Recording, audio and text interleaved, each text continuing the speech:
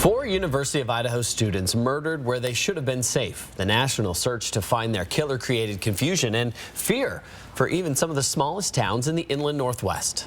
I've been talking to parents about that fear. This topic is so sensitive and created so much fear for some moms. They were not comfortable talking to us about it on camera. They sent in messages and reactions were very different. In one case, a parent with a child at U of I wrote to me that she armed her daughter with a handgun after the murders and that her daughter feels safer back at school with that added protection.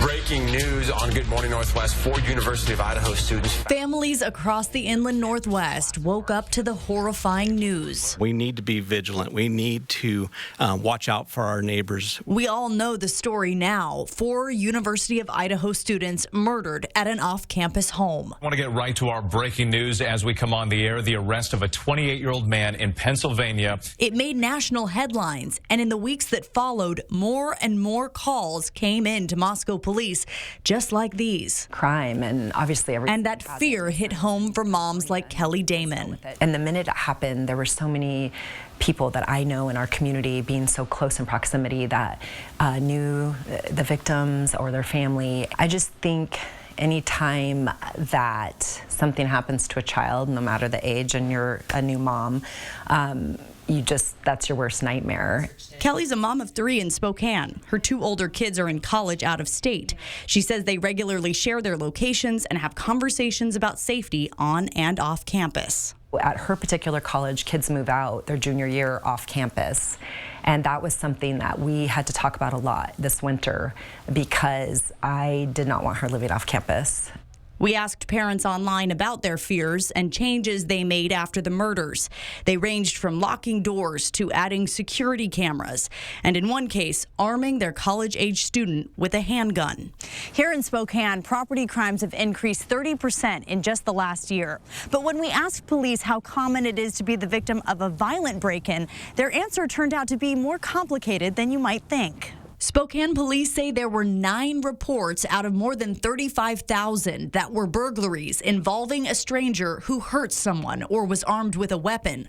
35 other incidents could fall into this category, but the relationship between the victim and attacker was not clear. A national crime victimization survey reveals in just 7% of all home burglaries, a person was attacked or threatened.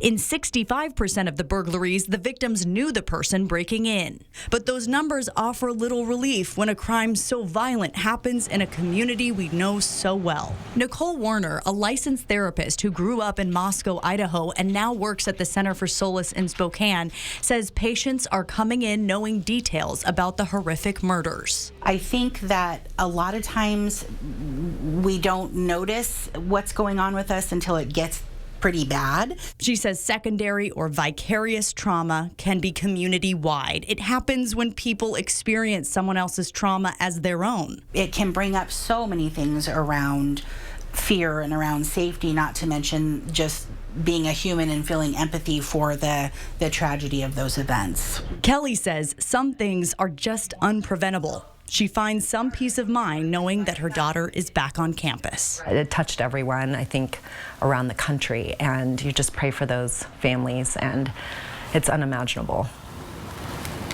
And I do want to thank Kelly for giving us that on-camera interview. I know it was difficult. It is important to seek professional care if feelings of fear stick around or become more intense. That's what the therapist really wanted me to make clear with this story. And during your interview with Kelly, she mentioned that she had a connection to some of the victims in Moscow. With the other parents that you spoke with, did they have a similar connection as well? I was surprised at how many connections the moms that we heard from and the parents that wrote in, they were emphasizing that many people have a connection to the victims or their families in some way through schools or even summer camps.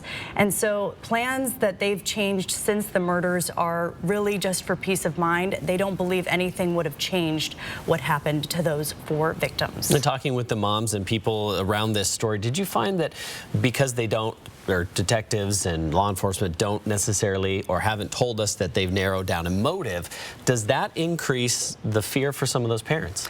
I think because we don't have all the details and there's still so much uncertainty and there's no reason to believe this was not random, that is sticking with people. And that is something that was brought up time and time again, that it could have happened to any of us. And we're going to find out more details in the next year. It could take a while as well. That's right. Kirsten, thank you.